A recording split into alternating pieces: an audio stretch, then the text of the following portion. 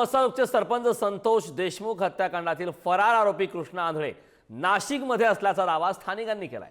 या संदर्भात नाशिक शहर पोलिसांचा तपास सुरू आहे। मात्र पोलिसांचे विविध पथके शहरातील सीसीटीव्हीच्या आधारे तपास करत असून स्थानिकांनी केलेल्या दाव्यात असलेले इसम हे ज्या दिशेने पळून गेले आहेत त्या दिशेने ते सीसीटीव्हीमध्ये पाहायला मिळते।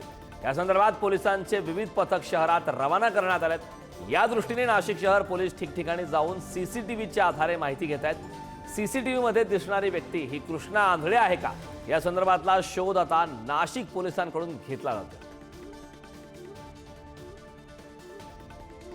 प्रत्यक्षदर्शींनी जे फुटेज दाखवलं त्याप्रमाणे आम्ही शोध घेत आहोत। त्याच्यामध्ये ज्या टीम्स आहेत त्या टीम्सला पण आम्ही फुटेज प्रोव्हाइड केलेला आहे। तसेच जो ड्राय एरिया आहे आजूबाजूचा परिसर त्यामध्ये पण सर्च ऑपरेशन चालू आहे।